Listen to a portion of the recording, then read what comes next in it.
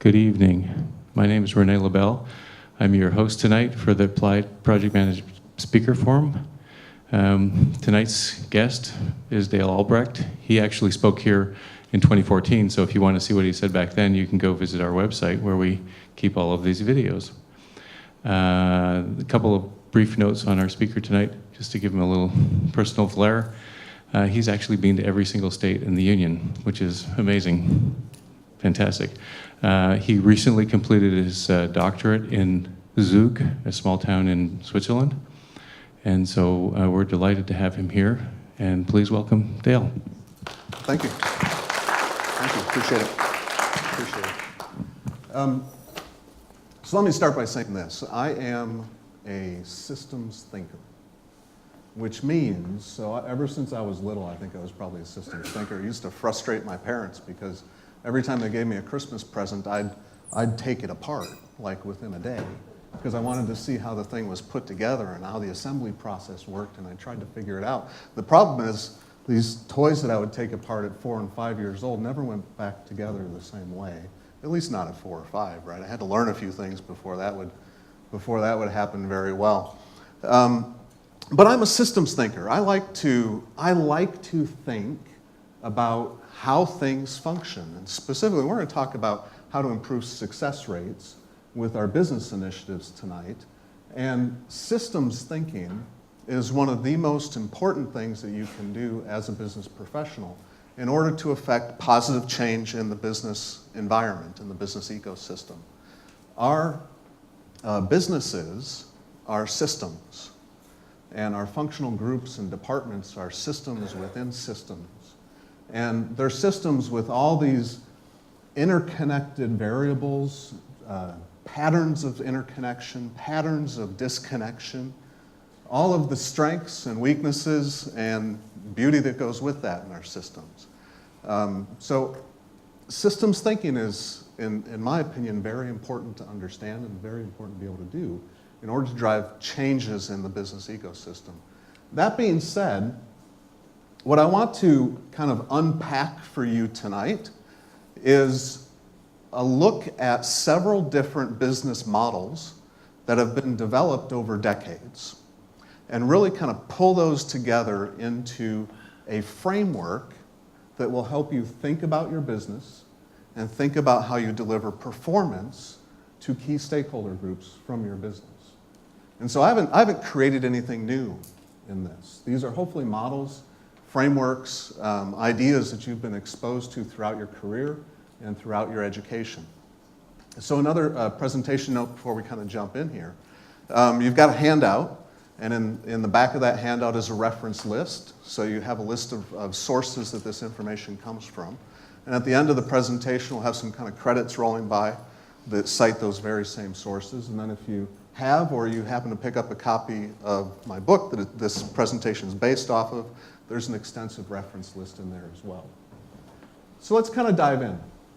And I want to start with a premise. And that premise is this, that our businesses exist to deliver value. I think everyone would agree with me on that. Our businesses exist to deliver value. And our businesses deliver value to one of 4 key stakeholder groups. The first of which, and arguably the most important, are our customers. So as a business, we want to run an effective business. We have to deliver products and services to the marketplace that people want to purchase from us.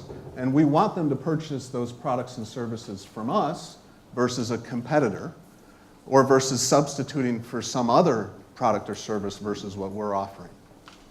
So our businesses deliver value by producing products and services that people want to purchase. Second key stakeholder group is employees. Our businesses deliver value to employees by enabling people an opportunity to deploy their knowledge and skills in a productive manner, and in return to get back fair compensation for their labor and for their contribution. A third very important stakeholder group are investors.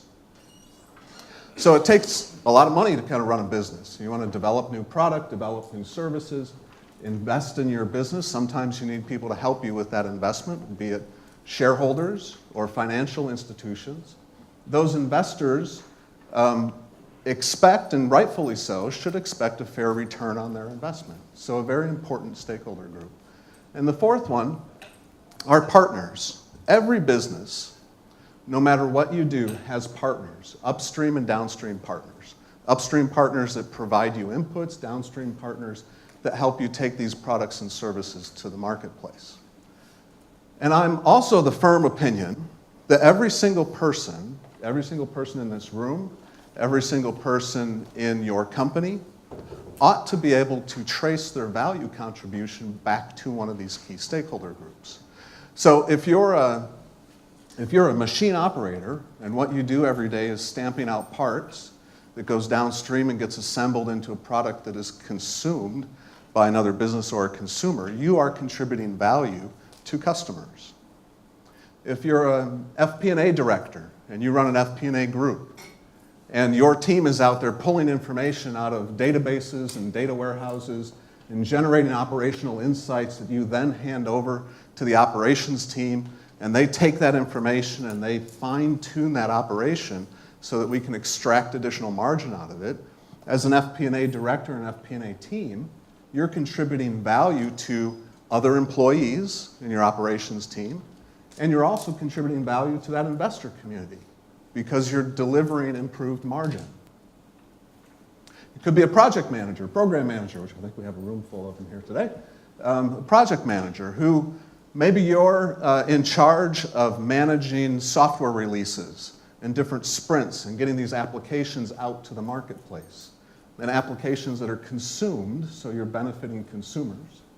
And if you're going through some kind of a distribution channel, benefiting and adding value to downstream partners. So again, first premise is all of our businesses exist to deliver value, and that's value to these four stakeholder groups. And second is that we all ought to be able to trace our contribution and what we add as individuals into our businesses as well. But pull back the curtain of the business for a second here. Every single one of our businesses, every single industry faces obstacles. So even if I'm a $2 billion business today, generating a 25% gross margin, and I aspire to run a $2 billion business tomorrow, generating a 25% gross margin, and I don't want to change anything about my product and services mix to do that, I still have to get better year over year, even if it's as simple as a supplier passing me a 5% price increase, or as is usually the case, many suppliers passing me a 5% price increase. You still have to get better. You have to do something different, because if I do nothing different tomorrow than what I'm doing today, I've just absorbed a margin erosion. So the environment that we work in, kind of the way things work, is that we have to constantly be getting better. And we do this in our businesses every year. I've been in several different industries, and there is no exception to this. Every single industry, every single executive team will come out and say, we're going to grow by X this year, and here's how we're going to do it. And they express their strategies for how they're going to go get that growth that they're looking for. And this is one of those models that I mentioned. This is an adapted version of Ansoff's matrix, if that sounds familiar to you. And what we do in our businesses is Ansoff's matrix says that you've got two different ways, two different themes that define strategies. Across the horizontal axis is products and services, and vertically you have markets. And so we could say, you know what, we're really happy with our product mix. And we're really happy with the market that we operate in. So we just want to grow our presence and sell more of that product in our current market. That is a market share strategy. So I'm going after additional market share with an existing product mix in an existing market. Now I could say, you know, I'm really happy with my product and service mix, but I think I want to add a few more features to this product, add a few more capabilities. That's moving along that horizontal axis, and that's a product extension strategy. I could take that even further and say, you know what, I've got these 4 products, but I think we need to develop a new 5th product. That would be a product development strategy. And the same holds true on the vertical axis. If I'm happy with my market, maybe I'm operating today in the United States, but I'm not in all 50 states, and I want to go into all 50 states. That would be market expansion. If I wanted to go outside the United States and say, penetrate Western Europe or Japan or Latin America, that would be a market development strategy. And so you've got these two axes that you can define your strategies around. And if you do both, if you pursue the product and the market approach, you end up in these upper right-hand 4 quadrants, which is diversification. And what this says is the further up and to the right you go, the more risky it is. And the further down and to the left you are, the less risk that you're taking on with your product strategies. So in order to kind of tease this out, what I'd like to do is just use a hypothetical example. And so tonight we're going to be in the business of producing a blue pen. A blue pen. Right now, today, as a business, we sell $50 million of this blue pen every year. And we have a 10% market share in the blue pen industry, which means it's a $500 million market. And we want to grow by 8%. It's a fairly reasonable growth goal, I think. I mean, it's pretty typical. Most companies will put out there a 7 to 10% growth goal. And so we want to grow the blue pen market by 8%, which means we want to go from 50 million to 54 million in revenue, and we want to go from 10% market share to 10.8% market share. And our leadership team has gotten together and has decided that we're going to do that with these 3 initiatives. A pricing initiative, we're going to establish a new customer loyalty department, some promotions, and we're going to go after a new inventory management system. Now, a couple more things you need to know about the blue pen industry. It's been around for a very long time. It is highly commoditized.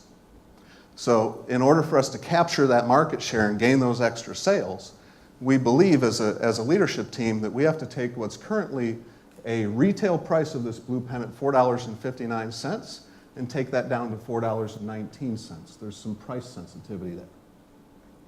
In addition to that, we've been getting feedback from our retail distribution channel that we currently deliver this blue pen to our retailers from order to receipt in 32 hours. And they're telling us we need to get that down to 24 hours. So we got to shave off some time as well because we're not as competitive in this space.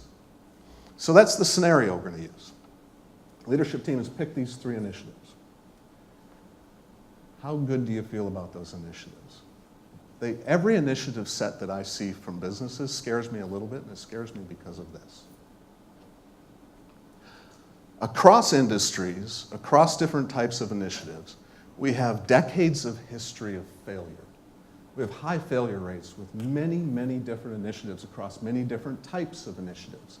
And so I'm a little bit of a research geek. I mean, Renee said, you know, I've got my doctorate, I've done a lot of research and written a book. I collect, this is going to sound bad, I collect research.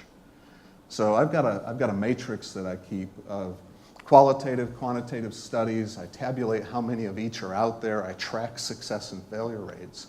And I want to share that information with you here tonight. So I'm going to look across several different types of initiatives, and we're going to see the failure rates that have been put up over 25 years. First up, and I know it's probably near and dear to some of your hearts, is IT. IT initiatives over the last 25 years put up this kind of a plot for failure rates. These are failure rates. When you average out 25 years worth of data for IT initiatives, we put up failure rates at 66% with a fairly broad range of 45%. Okay, you're not alone if you're in IT. Near and dear to my heart, organizational design. I've done years of organizational design. Org design initiatives, org structure changes, put up a 72% failure rate, average over 25 years. A little bit tighter range, but 72% failure rate. Next up, process reengineering. Process design initiatives put up a failure rate of 67% with a 20% range over 25 years. Take a look at the next one, incentives. So on average, incentives over the years put up a 71% failure rate. And we're going to talk about that peak right there at 100% in a couple of minutes. It's a very interesting one. Software development. Software development averages 52% failure rate over 25 years with a fairly broad range itself. And then we get into change initiatives overall. This one's written about a lot. A lot of people like to talk about change initiatives, putting up a 70% failure rate. Actually, if you look back over the years and average it out, it's 65%. And business initiatives, just general business initiatives, these could be strategic changes in your business, different products like we talked about, 68% failure rate. When you layer them all on top of each other, they look like this. When you average them all out, they look like this. So overall, across all of these different types of initiatives, for the last 25 years, we fail 66% of the time with these initiatives, which means we have a 34% chance of success. So back to our blue pen, and these 3 initiatives that our leadership team has put out there, the statistics that we just looked at, those failure rates that we just looked at, make me a little nervous about whether or not we can actually execute this. Because what you're telling me as a business leader is that I've got a 34% chance of success. That's what the data shows, a 34% chance of success. All right, so to be a fair researcher, let's bring back up these statistics. Come on, there we go. I have to give equal treatment to the counter-argument. And there are some very valid counter-arguments out there. So we've got 2 of them, two of the most common counter-arguments to these statistics. The first one being, isn't this all merely just conjecture? I mean, there's a lot of stuff out there, we read about it. Isn't it just conjecture? Isn't there a lack of empirical evidence to support these kind of failure rates? Well, here's a scattering of the empirical research that's out there. No, it's not lacking empirical research.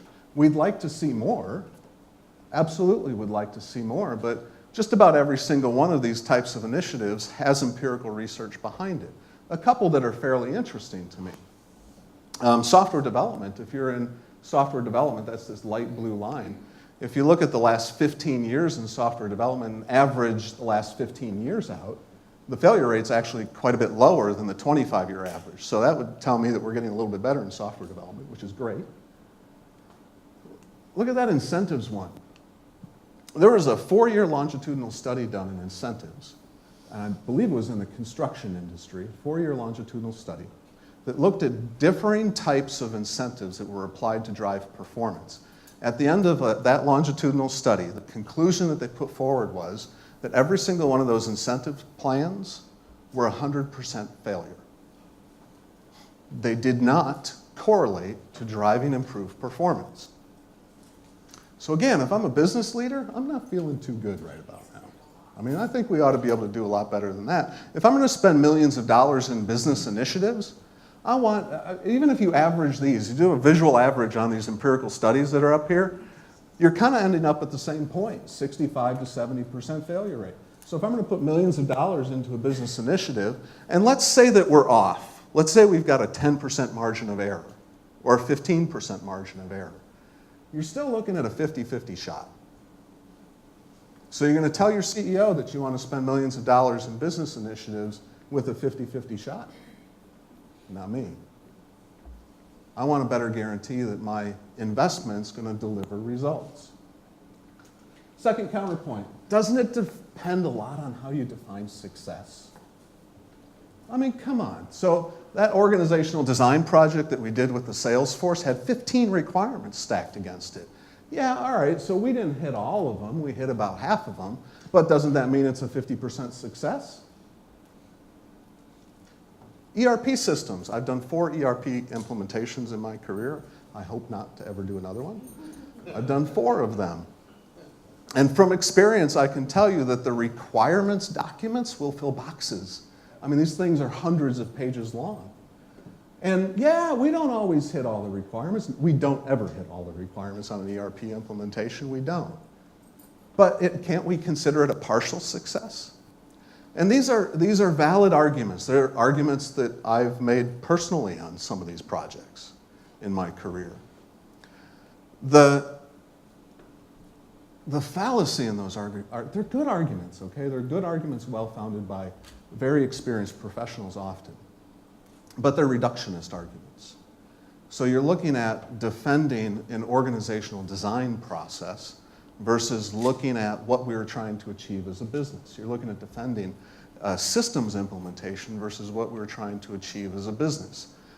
And so let's go back to that organizational design one again. If what we were really trying to do in redoing this sales force, this outside sales force, is to improve contact rates with our customers so that our salespeople are connecting more often with our customers, with better quality conversations with those customers, we believe that that increases customer purchasing activity, which then converts into improved revenue.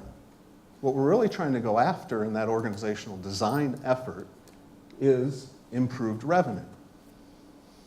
Yeah, there might be 15 requirements on there, but what we're really trying to change in the business ecosystem is a revenue growth goal that's based on contact rate with customers. That's the essence of it. In the ERP implementation, if what we're really trying to do is improve inventory visibility across my supply chain, from raw materials down to finished goods, because once I know where it is and what I have, I can better respond to ordering so that overall I can reduce inventory quantities, which means I can free up cash, which allows me to then reinvest that cash in the business.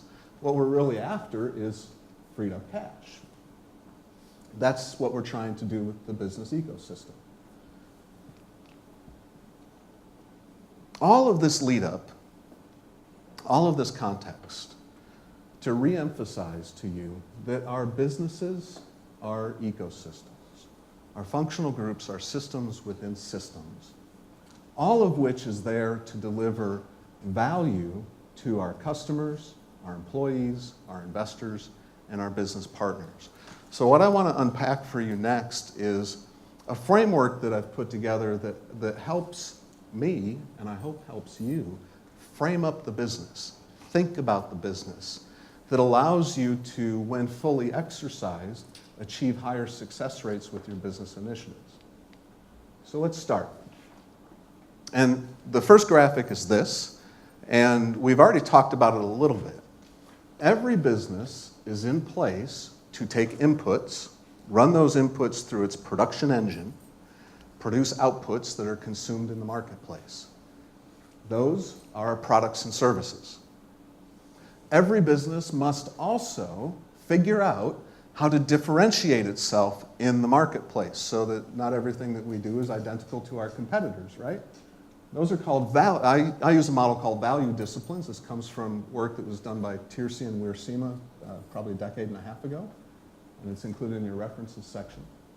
Value discipline says this, and very simply, I'll get this to advance, there are three themes for how you differentiate your products in the marketplace. One is product leadership, product or service leadership, and that says this, that the product that I'm producing into the marketplace is better than anyone else. Maybe it has some features and functionality that my competitors don't have. Maybe it's better styling than anyone else has. Kind of the quintessential example of this is Apple. So the Apple iPhone, the Apple iPod kind of trumped everybody, not just in terms of features and functionality, but styling. The second one is operational excellence. So this is where I compete, I differentiate my products and services based on maybe it's price, maybe it's quality, time to market. Amazon would be a current and relevant example for operational excellence. You can go to that Amazon marketplace, you get anything you want delivered to your door. They're competing on operational excellence. Customer intimacy is the third one, the third theme for how you can differentiate.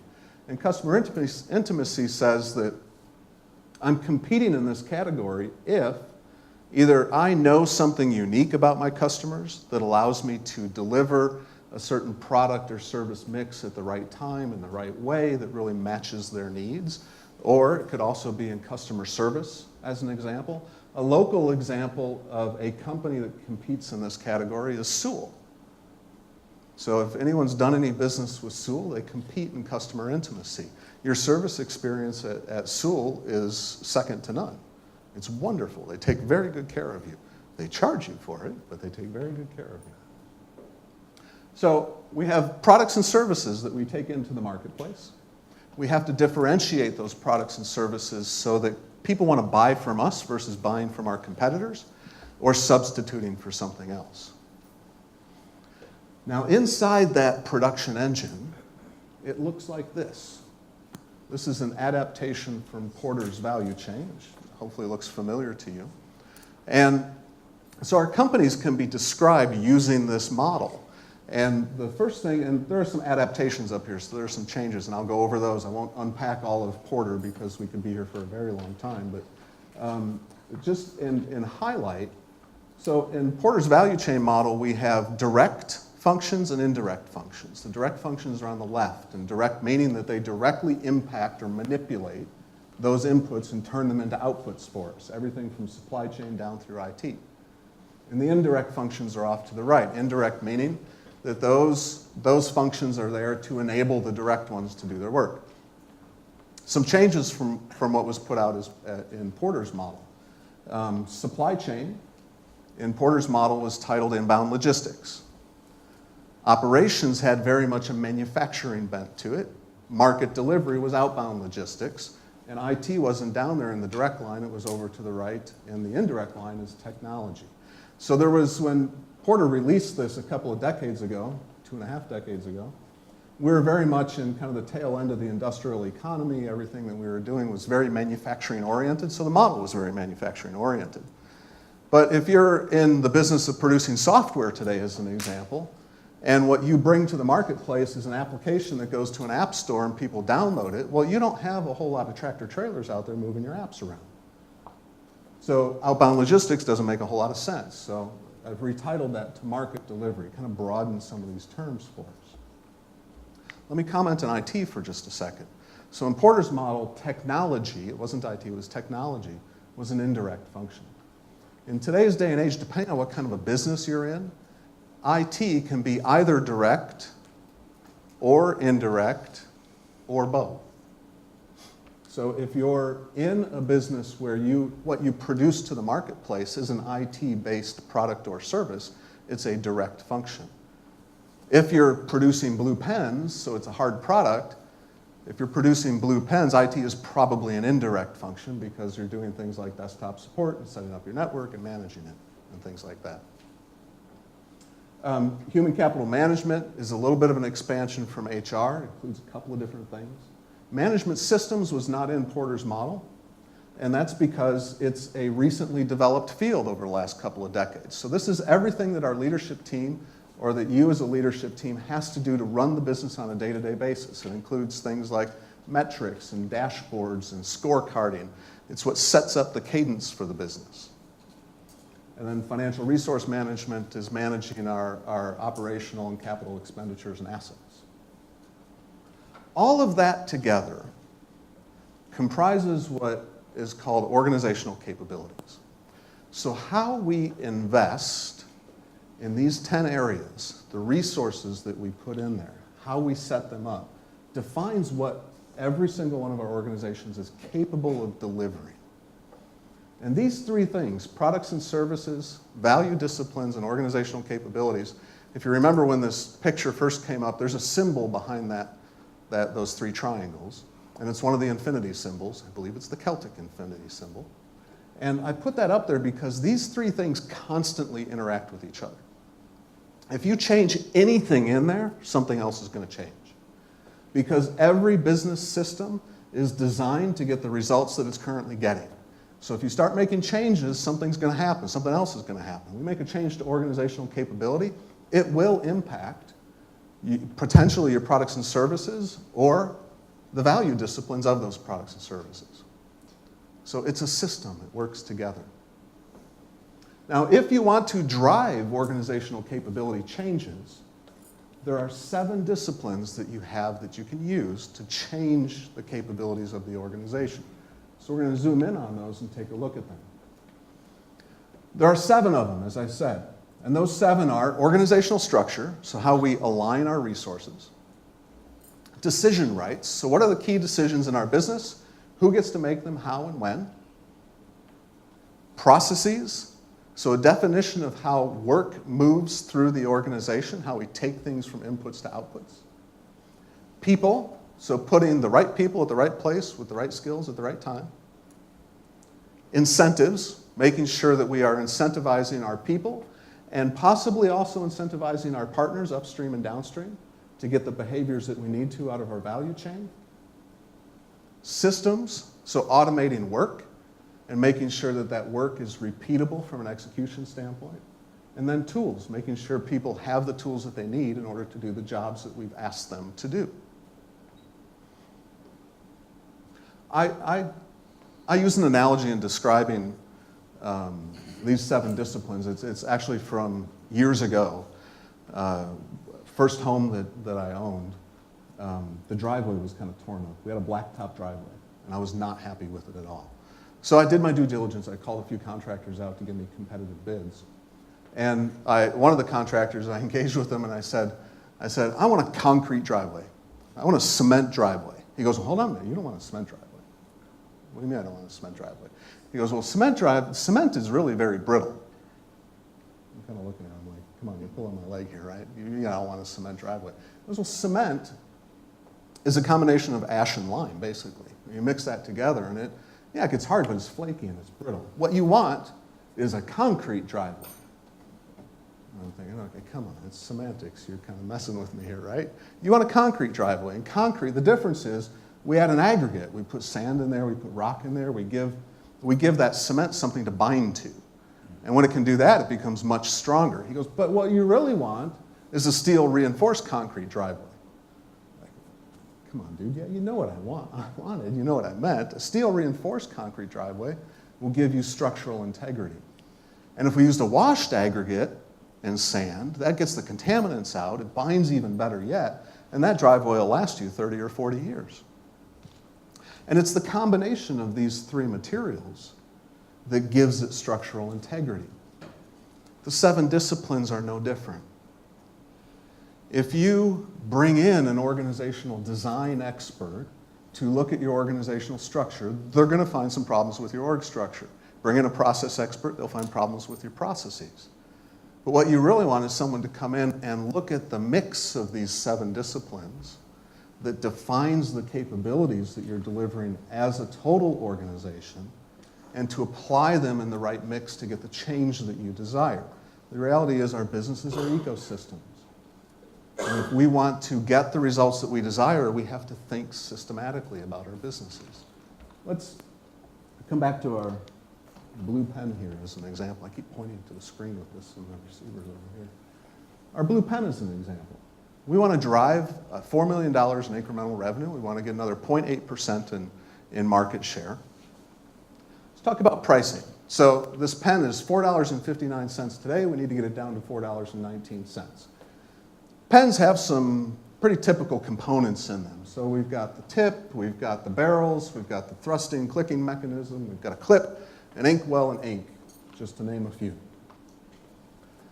And I just got a call from our ink supplier, and they told me that, hey, if we allow them to provide not just the ink, but also the ink well together, that they can save us 20 cents at the wholesale level. When we keystone that up, that's 40 cents at the retail level. That's exactly what we needed from a pricing standpoint. So leadership team says, we got it. We're done with this one. Hold on a minute. We're not done with this one. Yeah, we've got a solution in mind, but we've got 2 buyers on this today. We got one buying ink and one buying inkwells. And what we're talking about is now combining those duties into one. And by the way, when you do that, we don't have enough work for one of these people. So we have a potential people implication, a potential organizational implication. When you combine those responsibilities, the resultant buyer needs to have the authority, the decision rights to execute those buys. So we have decision rights up here. Those have to be reflected in the system configuration so they can actually execute it. So that one simple change touches 4 disciplines. Look at the other situation with our blue pen. We wanted to go from 32 hours, shave off 8 hours of order to delivery cycle time and get it down to 24 hours. Do you think these 2 initiatives will do that? I think if we expand that inventory management one, step back and take a look at what's going on, in my opinion, we have to look at process. We have to look at what happens from order to receipt so that we can understand the timing and where the opportunities are. If we're going to make process changes, We might be working with suppliers and how our suppliers interact with our systems, how they receive orders, how those systems talk to each other. We may also have to look at incentives for how we incentivize our shippers, potentially for how we incentivize our shipping department. So again, right there, you've got multiple disciplines coming into play to affect that one change. So we operate in a business ecosystem that requires us to think systematically in order to get the changes out that we want and that we desire.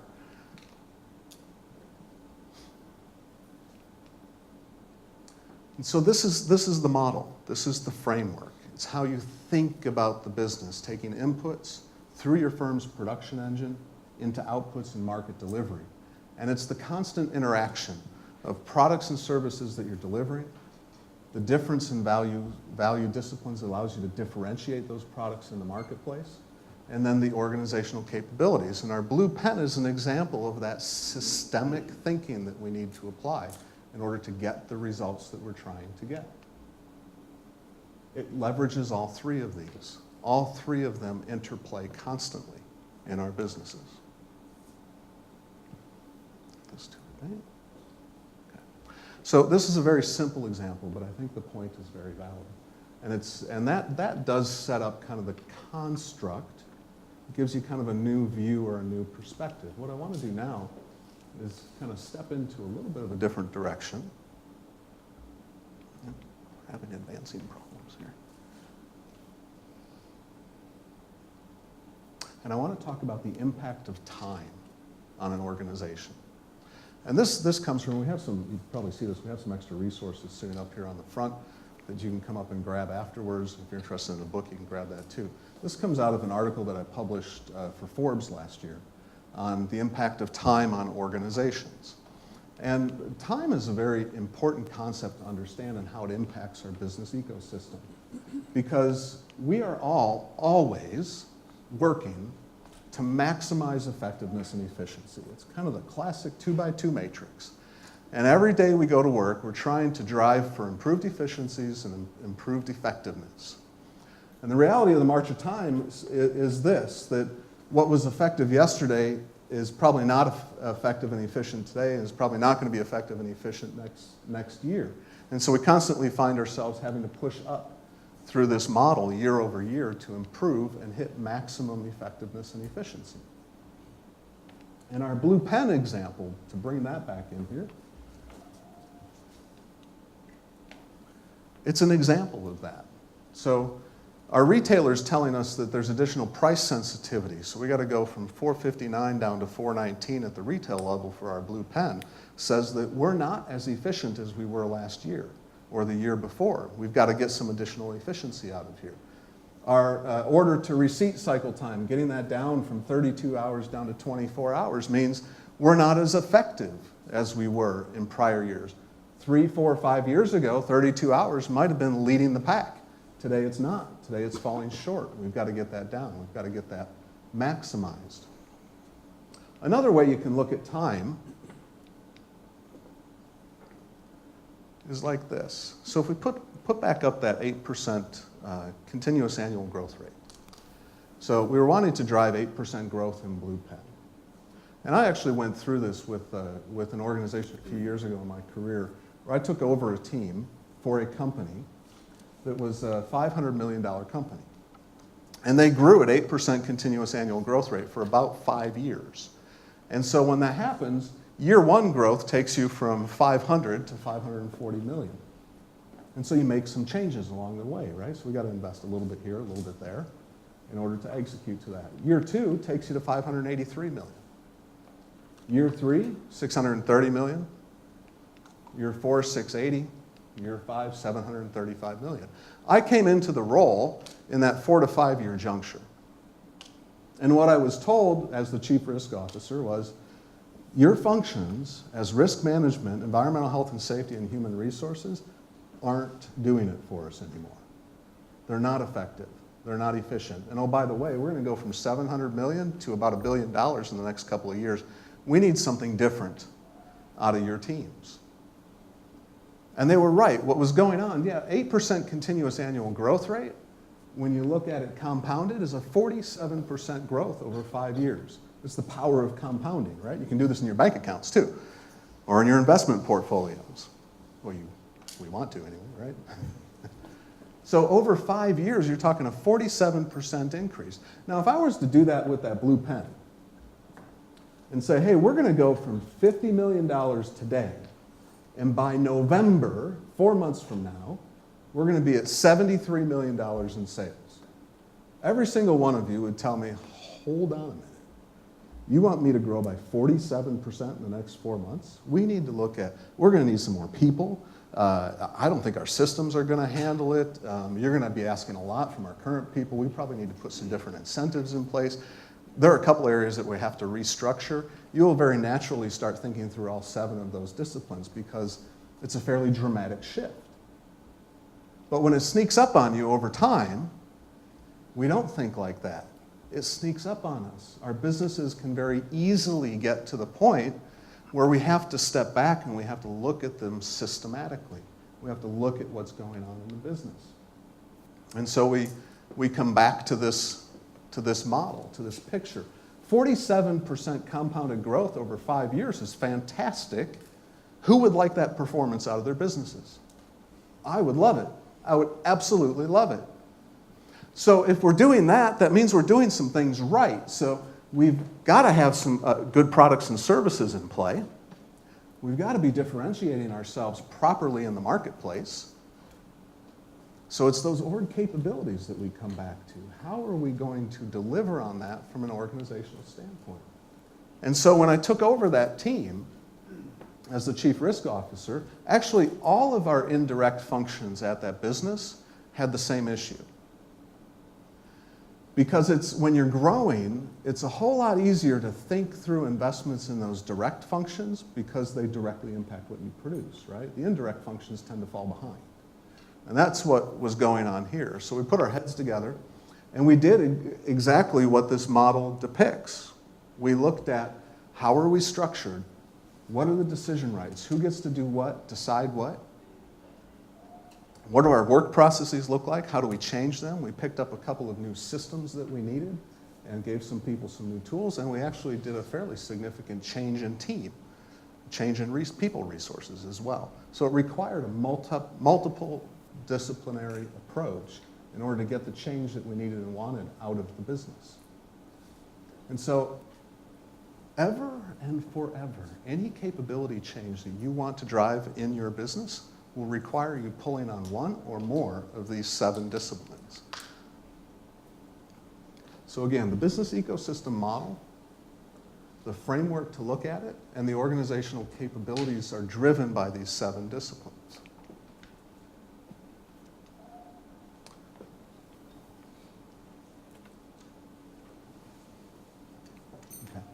Now, another thing that I've heard, another statistic that I've heard, is that when it comes to like processes, let me back up to this view here. So process reengineering, process redesign initiatives. I've read several times a statistic that 85% of our CEOs are dissatisfied with their process change initiatives. There are about 400,000 CEOs in the United States, and that means that 350,000 of them are dissatisfied with those changes, dissatisfied with what it delivers. And I can believe it. I've done several process reengineering initiatives in my career. I'm an appointed master black belt, which I got when I was with a company called Motorola many eons ago. And we were getting our plants ISO certified, and we were doing some other process work. And I've done process work where we go through and we did a fantastic job mapping out our as-is processes, putting responsibility matrices to them, doing gap analysis, putting our to-be processes out there. And everyone looked at it and said, yeah, this is great. We think it'll save us money. And a few months later, you couldn't find the document anywhere because it was up in someone's cube, behind something else that they were reading, and it just kind of lost interest. Well, we don't execute on these things because they're complex, they're intricate. We have interconnecting variables that we've got to deal with. It's not just a process initiative. Because when you start changing work processes like that, you have organizational implications. You start moving decision authority around in the organization. People get uncomfortable when you do that. You may not have the right talent in place with the right skills because on top of it, you're making systems changes and tools changes. And then to get all those behavioral changes in, you've got to look at how you incentivize people too. So you're touching all 7 of these things when you're doing true core process redesign. It's a significant change effort. And so it requires us to think systematically. So if we want to affect changes on our business ecosystem, it requires us to think systematically, to act systematically. So when I'm working with clients, I use a model that we've put together called IRA-7. And it's very simple. I'm going to take you through it here fairly quickly. IRA stands for Intake, Research, and Analyze. And the 7 just means the 7 disciplines that we've looked at. So what we want to do in exercising this model is we want to, it's one of these slow down to speed up things.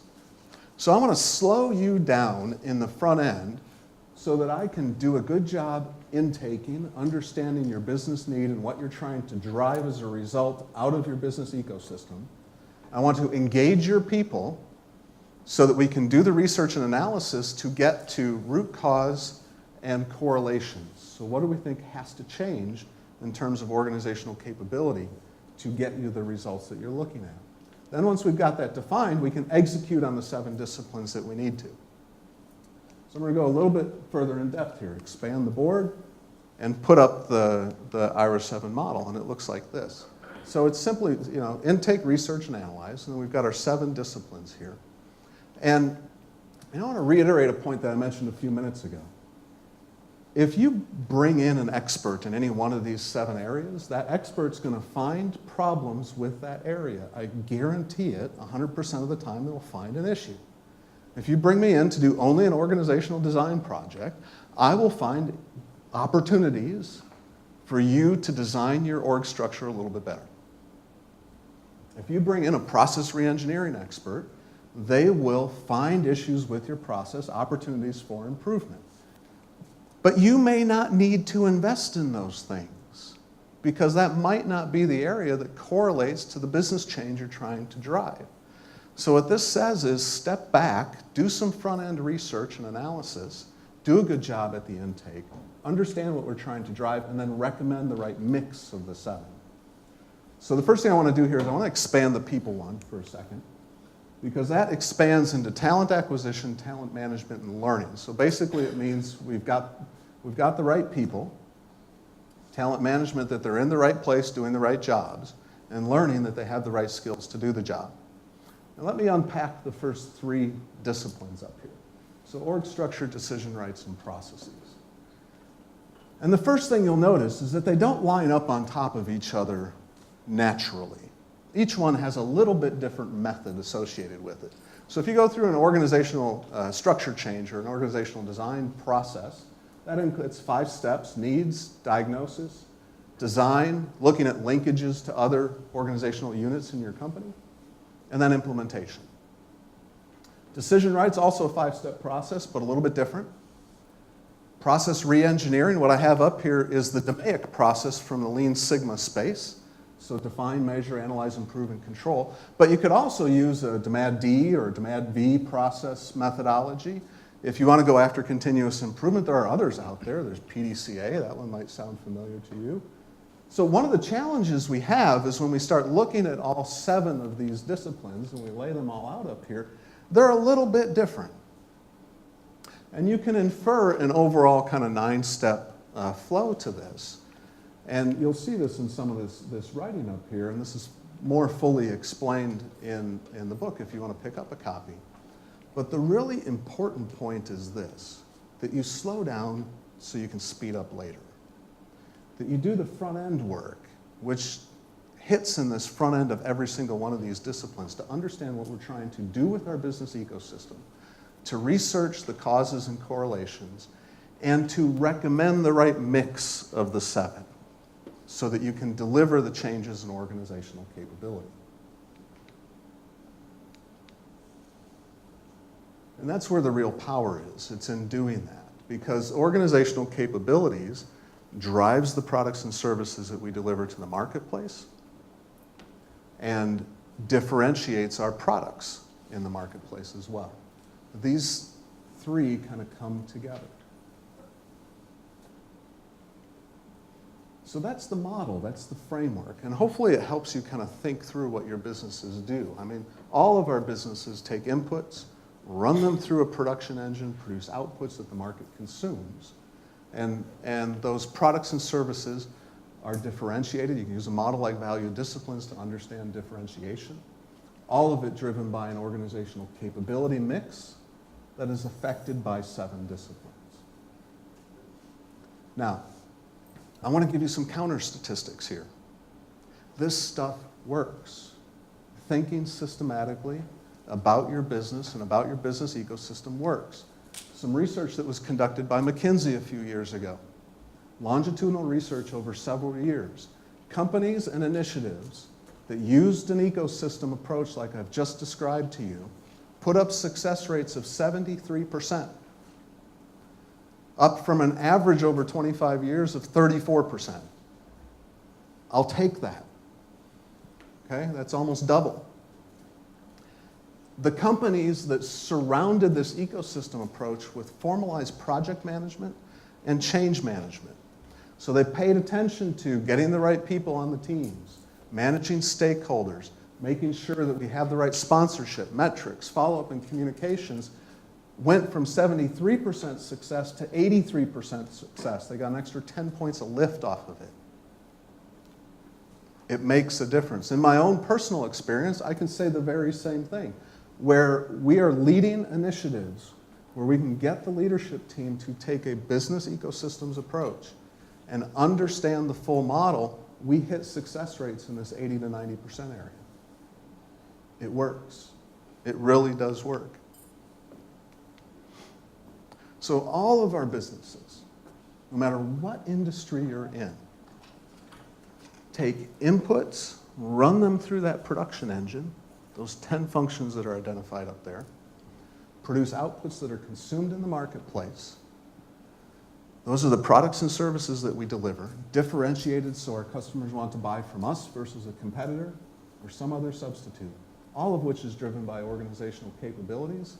And if you need to make a change in organizational capabilities, you have 7 disciplines to leverage.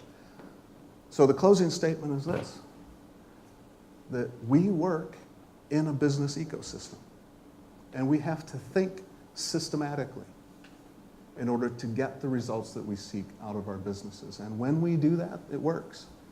We can achieve much higher success rates. If we step back, slow down, do a good job in the front end, we can have better success as we execute. As the credits roll, time for Q&A. Thank you.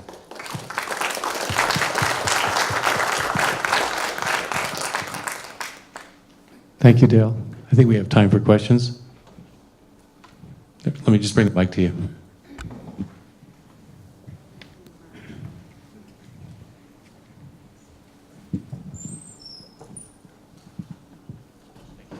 Thank you very much. Very amazing and intriguing talk. Definitely something to ponder. And I'll give you the best compliment ever, which is I measure how engaging a conversation is by the number of times I check my phone. And tonight it's been 2, so that's great. That's record time. So my question to you goes back to the charts that you displayed earlier about the failure rate per project type. You said IT, org charts. Are there any, from the research that you've done, any obvious reasons or reasons why these projects failed? And if you contrast that with the framework that you brought up and maybe find a correlation, like they invested in people, not so much systems, they invested in, or what the tendencies are?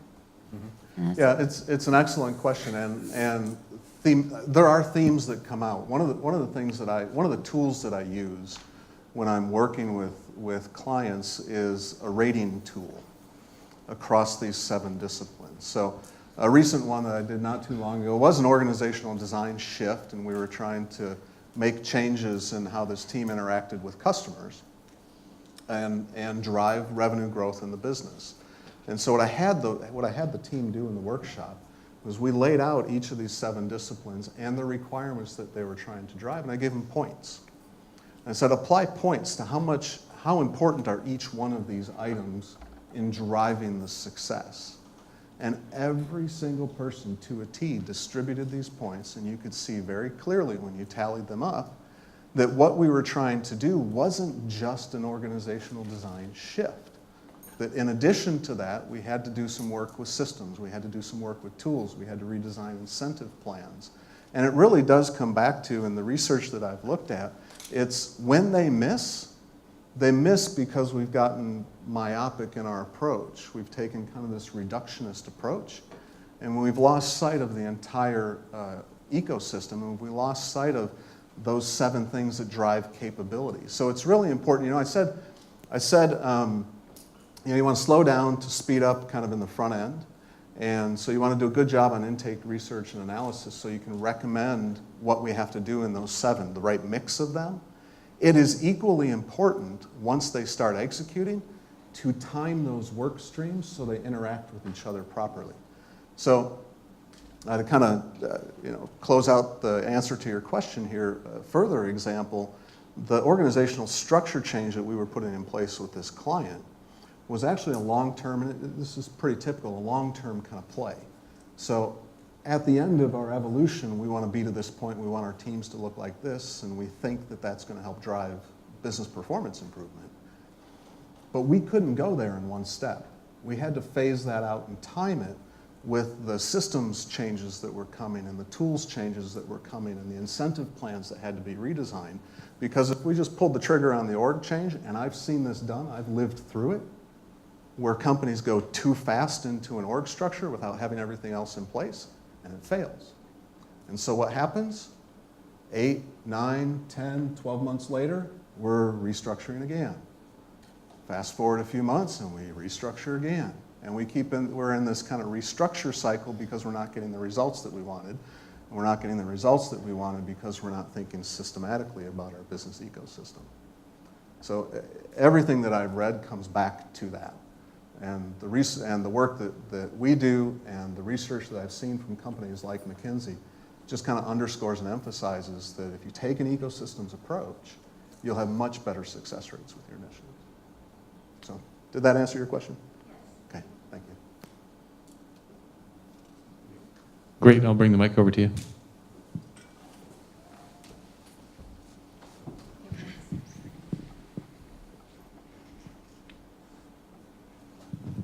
So I work for a healthcare system, and the projects that I run, they are clinical initiatives that cross supply chain, process improvement, one project, EHR, everything, patient care. So what I've been finding in the projects recently is that the intake, research, and analysis stage, even though there are standards of care that are out there in the literature, our organization still thinks that we can do it even better. Mm-hmm. And so even though we haven't even started with let's just get to where the literature is at. So any recommendations on how to help guide organizations that think, but we can be better, but even though we know we're not even at the baseline yet, so. Yeah, I love it when I get to engage with clients that want to be the best. I mean, so. But at the same time, it's like, let's just start here and then. And I hear you, but believe me, it's a much better problem to have than having the opposite, which is we think we're the best already and we don't have to change.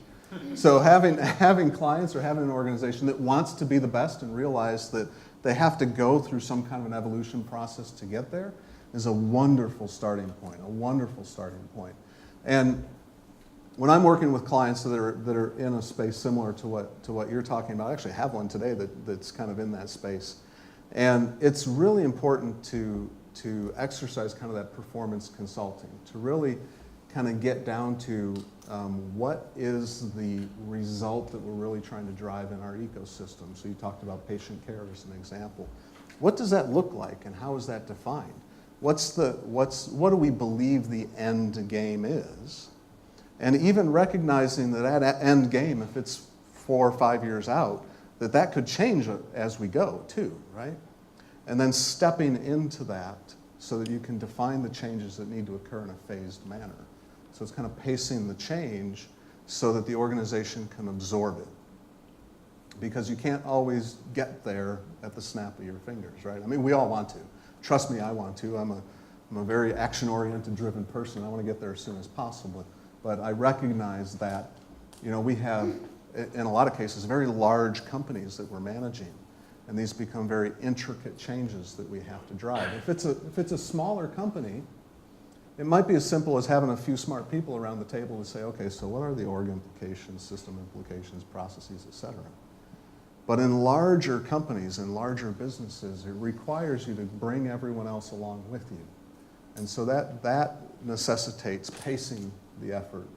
And so I don't ever stop people, though, from putting out there that big goal of where we want to be.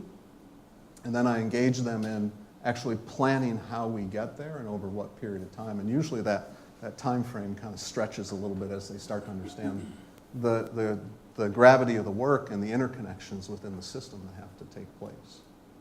So does that answer your question? Thank you. Thank you. Next. Another question? Just to recognize that challenge that you're laying out something that's comprehensive, therefore has a long runway. At the same time, surely you encounter constantly this need to rush into something and to demonstrate quick wins, demand quick wins, or something to show, because there's a lot of reluctance to buy into something that could take years before it delivers something to the shareholders or other stakeholders. How does this accommodate that and be able to demonstrate some return to an impatient audience? To an impatient executive team? It's an excellent question, because your question is very well placed. And I have yet to find an executive team who doesn't want to get there quicker, right? I mean, they all want to get there as fast as possible. And kind of this mentality of slowing down to speed up. You use that slowing down term with caution depending on who you're talking to, but slowing down doesn't mean slowing down for months on end. It means slowing down long enough to get the right team of people in place to look at what you have to change and which of these 7 are going to play. To think through what our end game looks like, and again, to kind of plan out that staging. And then once you know what that looks like, the quick wins will become very easy to identify. And so if someone's coming at you saying, and this is usually the case with executive leadership teams too. So every single leadership team I've ever worked with has an opinion about the solution. They absolutely know what it should be, right? So I come in, and I'm going to keep coming back to org design because that's what this speech was kind of based off of. But every single leader that I have ever worked with from an organizational design standpoint has an opinion about what they think that organizational structure ought to look like. And they want to get there tomorrow, not 4 months from now. But when you engage them in that planning conversation and they understand all the other variables that interconnect, they become much clearer about what they're trying to actually achieve. And so we do that in consulting with them, as we get very clear on the front end about what it is they're trying to achieve. What are the real results that they're looking for in the business performance? Because inevitably there are other things that can contribute to that. And a lot of times, I've actually been through several organizational design engagements where we haven't changed the structure. And we went in and we looked at what they were trying to achieve, and the recommendation was, you don't have a structure issue here. You have a process issue, or you have a decision rights issue. And we were actually able to get to their results within a couple of weeks versus what they thought was going to be several months. If I can give you an example, I think we've got time to give you an example. It was with an industrial manufacturing company, and it was in the area of technical publications. So this company had grown. They had grown through acquisitions. So they had their own core product, and they had bought 2 other companies. And the production of those products still existed in what used to be their home locations. And in getting technical publications out to the marketplace, the team that was based at headquarters had a pretty quick cycle time, but the ones who were at these satellite locations had horrible cycle times. So what the leadership team wanted to do was bring the tech pub and tech engineering resources together under one umbrella. Hey, we think it needs to be an org restructure and manage them centrally.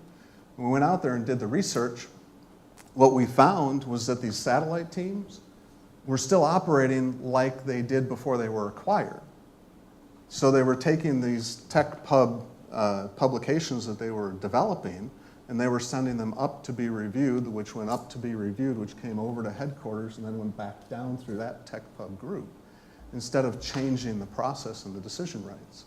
So what we recommended in that case was don't do a structure change, actually do a process and decision rights change so that those technical publications can come directly to the team that puts them out to customers. And we were able to get there within, it was just a system configuration change, and then they put up a share drive on a server, and boom, they were there.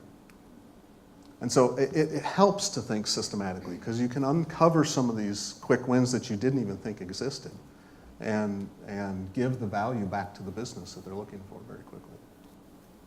So I encourage the thinking process, because it really does reveal some hidden gems sometimes.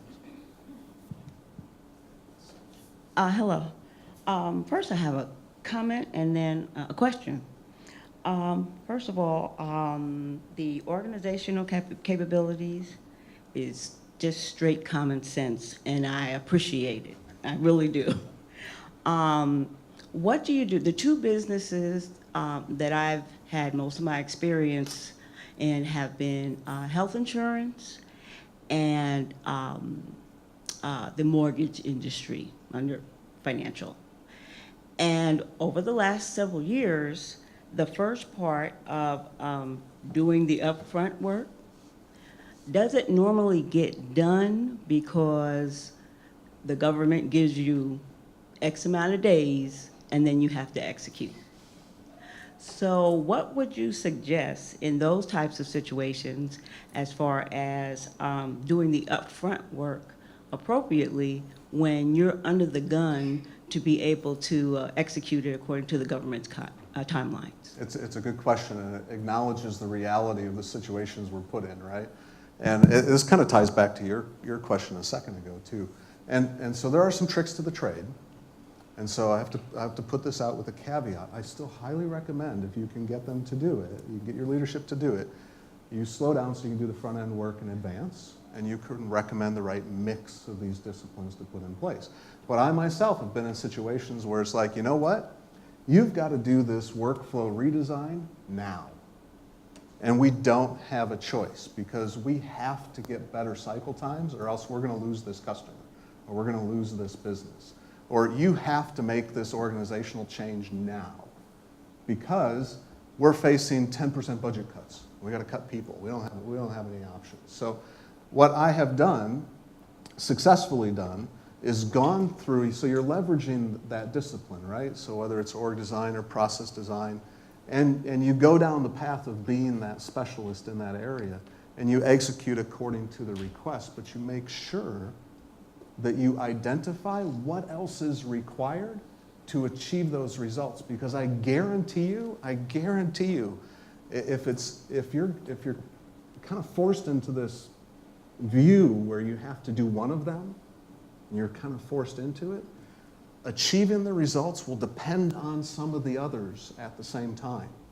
So when you're coming up to execution, you have to advise your stakeholders properly to say, look, we're going to do exactly what you asked for, and we're going to get these 2 or 3 results that you're looking for, but we can get more, or getting this 4th result that you're looking for depends on these other 2 or 3 things. And so you can oftentimes launch into additional work streams as needed. So you can execute what the client's requesting, but then also take the time, if you can, to engage the right people to think about the ecosystem, to think about those other disciplines that need to be engaged to drive the results. Because there's always a dependency. There always is. You're welcome.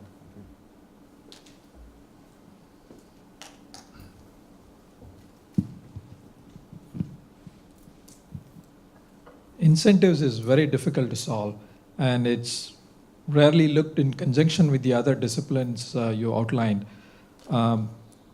if we can provide an example or two wherein you made a suggestion or recommendation that is in conjunction with the other disciplines and found that to be successful. And in general, are there any common themes that you have observed in incentives that provide the best results? Absolutely. Excellent question.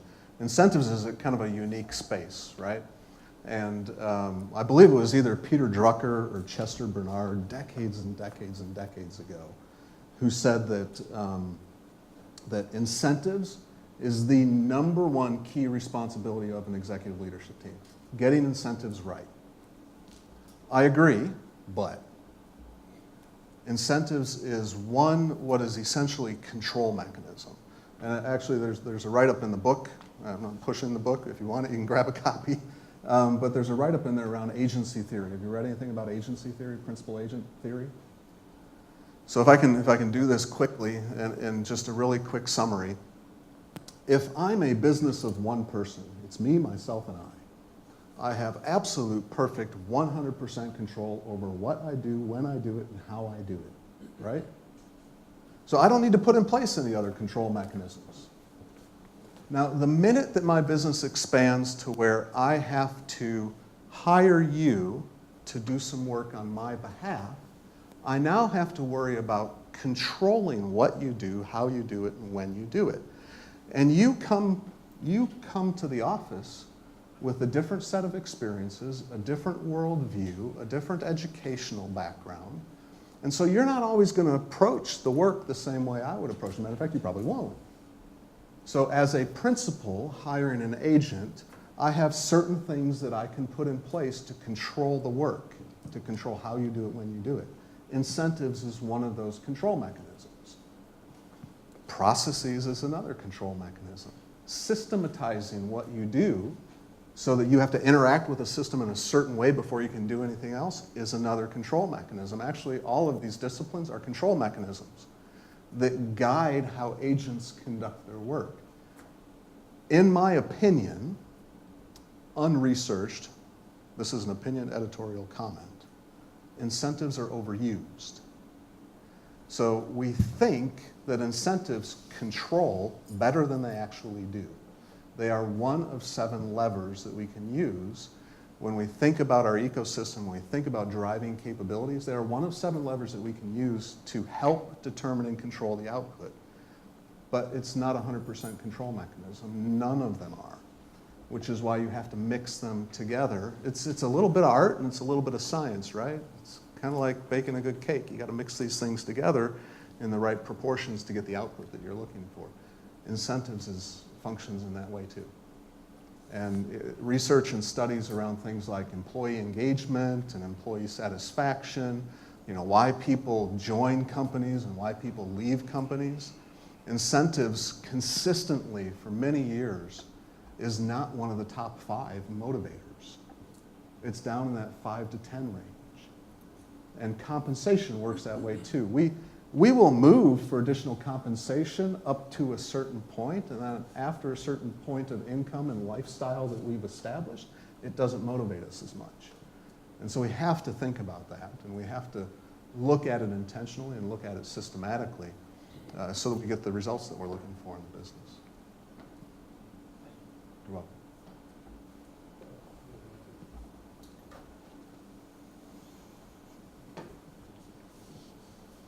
I would like to understand when you were doing the IT failure rate of 60-something%.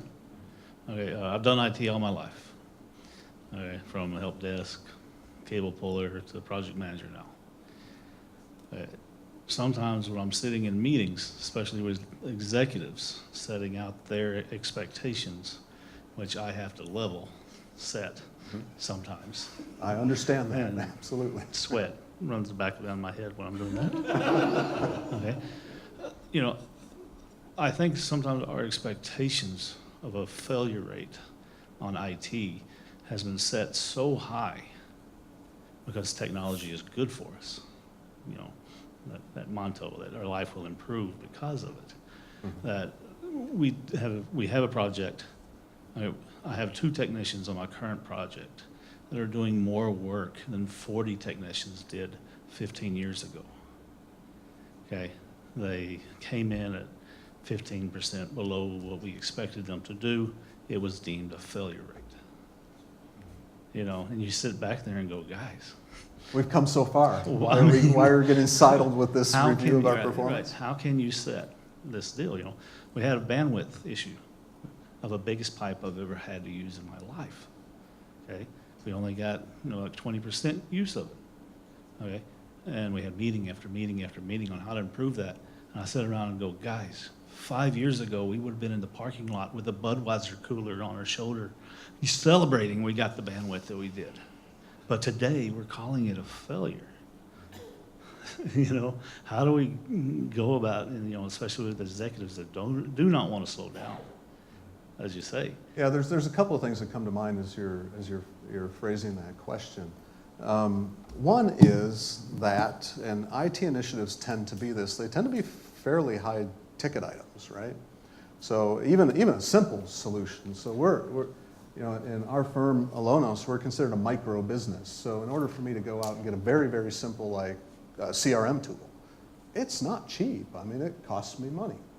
And it's similar to when, like, you know, you go to a fast food restaurant and you spend $7 for your meal, you have a certain level of expectation. You go to a 5-star rated restaurant and you're going to spend $50 for your meal, you have a different expectation associated with the spend. And so there is this psychological component that, hey, if I'm going to spend all this money on this IT initiative, I'm going to expect a lot out of it. The second thing that comes to mind is that constant march through time of effectiveness and efficiency. And I think that's kind of what you're caught in. You think back 5 years ago and where we were. Well, what was phenomenal, optimized effectiveness and efficiency 5 years ago wouldn't even get you on that matrix today, because the march of technology is so fast. So it's a very difficult space to keep up with. I feel your pain. I understand that you have to constantly set expectations. I don't think that's going to go away. I think it's probably going to pick up pace, and we're going to have to keep doing it. But that's not necessarily a bad thing. I think that's a good thing. I think it takes us forward, and it requires people like yourself who are smart systems thinkers to work with executive leadership teams to understand overall impact to the business ecosystem, to use those 7 disciplines properly so that we get the results that we're needing in as effective and efficient manner as possible. So it's a good fight, and I'll tell you, keep fighting the good fight.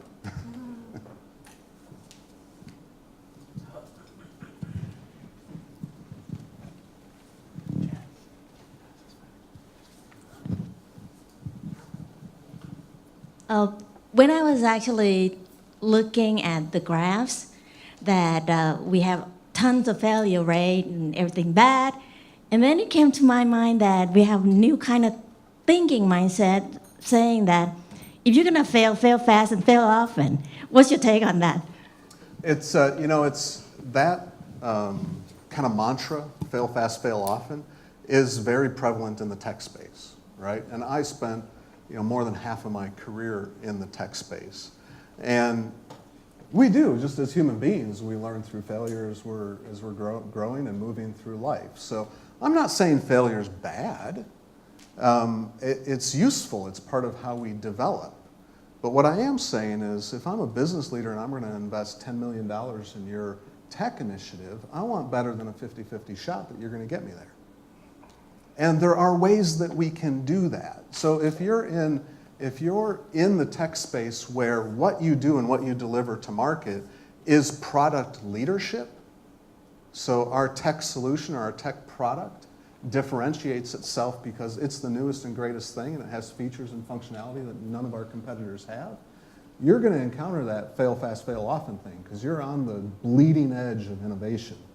And so I would expect you to probably have some higher failure rates. But there are still things that we can do, back to the business ecosystem, back to looking at those 7 disciplines. And if we address them intentionally for what we're trying to drive in our business, you can still get better success rates out of it. There's still opportunity there, and there's still opportunity to improve the results and improve what we're doing. So it's going to vary depending on the industry space that you're in, but if you're in high tech, that's driving off of innovation, yeah, you're going to have that experience of fail fast, fail often, and the work that you do has a shelf life of about 4 months. I mean, that's the nature of it, right? But there are many other businesses out there where that's not the case. But even in that high-tech space, you can use this thinking model and you can use these disciplines to experience better success rates. Thank you. Any other questions? Any more questions? Now, Yeah. let me close with this. Yeah, go ahead. We've got some resources up here. So these packets of paper are free for you to take. There's a few white papers. So one of my favorites is on the subject of time, so why time wounds all organizations. And the 3 white papers that are up here were each published on Forbes last year. So you can get it. You can also get at the white papers through Forbes. You can get at them through our website. So those are free for you to take. And we are blowing out some copies of the book. If you're interested in it, at about a 25% discount, we can send you home with one of those too. So feel free to avail yourselves to that. Thank you for your time and your attention. I really appreciate Yeah, it. thank you all very much for attending. Thank you, Dale. You did a great job. Thank you.